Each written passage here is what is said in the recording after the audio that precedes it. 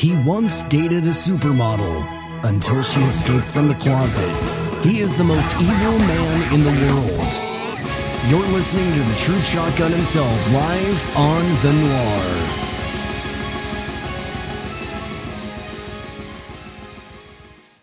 Nihilist Self-Help Part 2. So where did we leave off? Alright, now you're an old person. Alright, I realize that you're only 30. In reality, you might be 25 or 40 for all I fucking care. The point is, you're not having fun in life anymore. And there's a lot of good reasons why, especially if you're in rehab.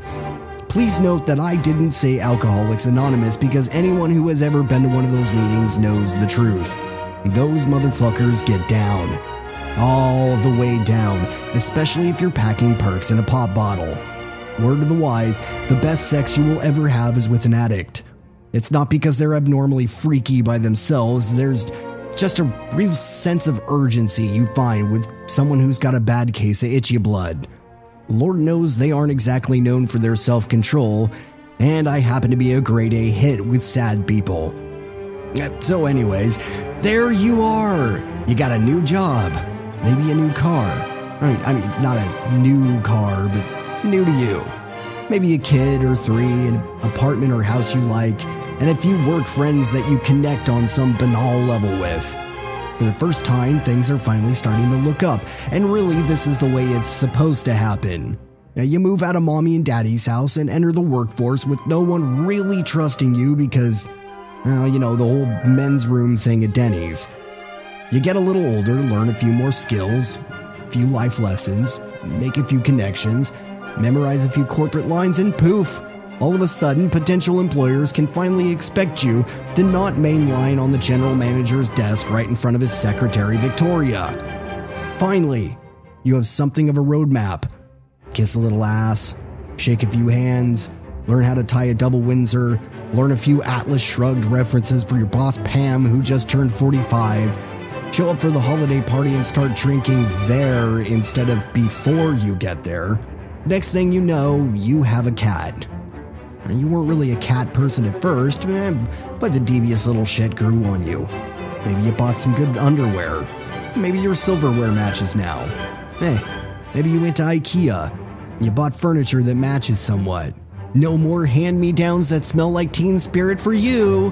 And sure, you'll go to a show or two. But now they're concerts, not shows. Nothing too loud. After all, you do want to enjoy the conversation. Over some wine. Some wine.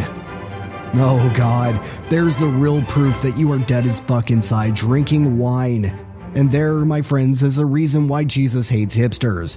Because who in their right mind, besides my guitarist who's just an enigma in all ways, can justify drinking alcohol like it isn't a punishment? It's supposed to taste like shit, Josh. It's not really drinking unless you hate yourself afterwards. Ugh. Grow up and be an irresponsible jerkbag like the rest of us. Now, in any case, here you are, a shining example of the system. You got nice clothes, people compliment you on your shoes, you've got a good grasp of this whole budgeting thing, you know your way around a grocery store, and you're pretty good at couponing if you do say so yourself. You even splurged and got another vacuum. No, sure, your main one really cleans the floors, but this new handheld dust devil thingy really allows you to get into those hard-to-reach places, like the crevices of your couch. Cufflinks.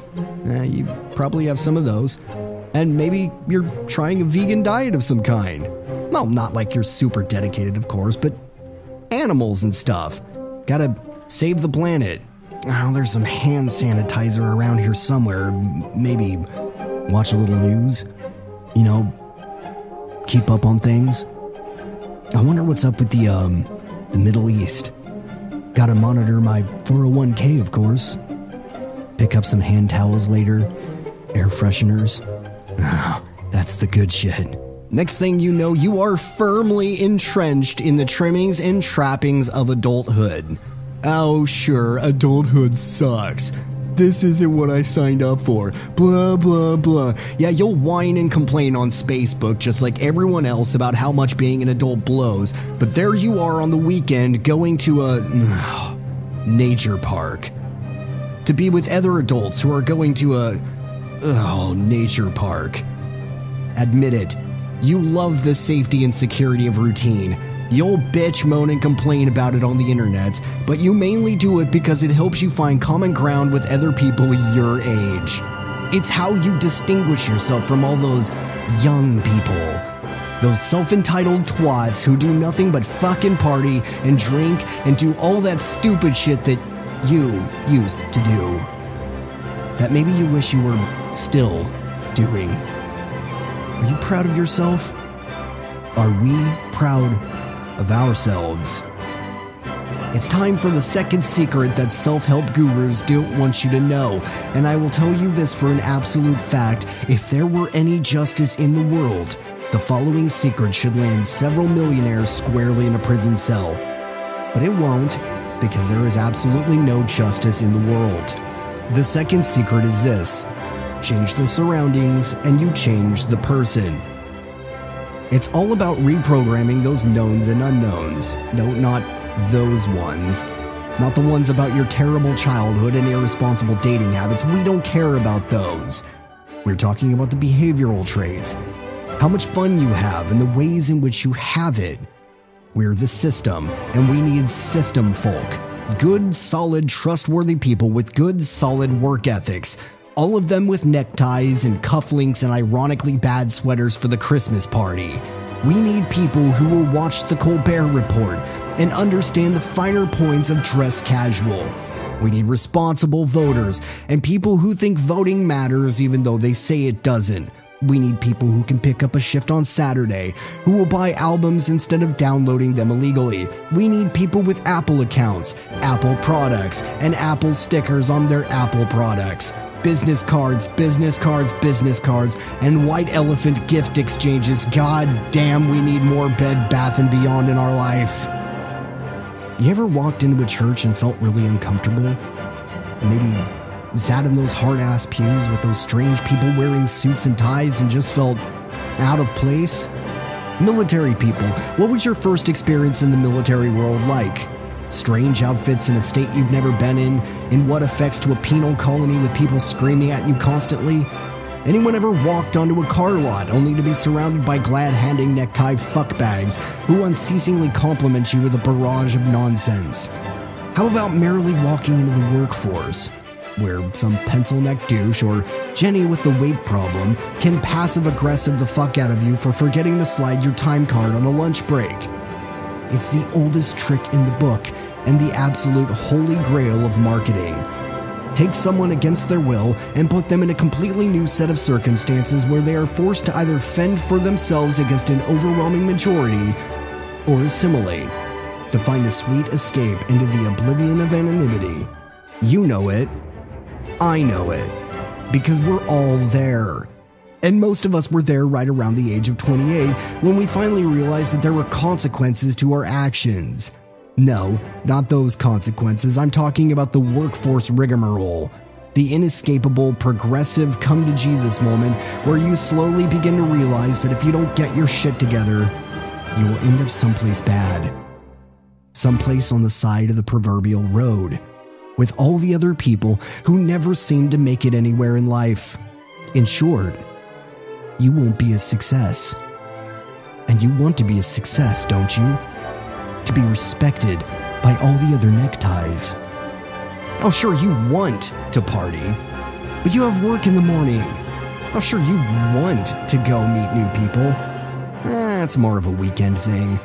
Oh, sure, you want to travel.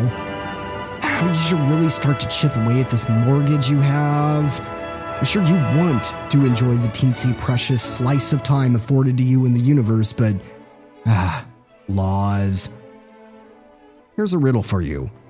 What happens when you take 350 million people who are by their very nature wild at heart and stick them in a cubicle with heavily starched shirts and good retirement plans? The answer? 350 million people who are still wild at heart, but better not be, because God help them if they are. What happened to you? What happened to us?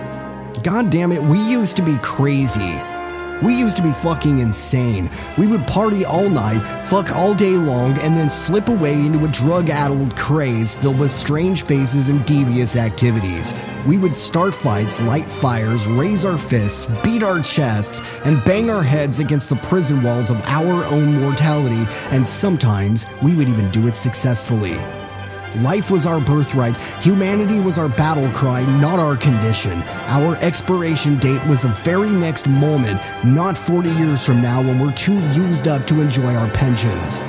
Every waking moment was spent in a purple haze, and we set fires in the sky with the sheer force of hallucinogenic fervor. We were animals, man.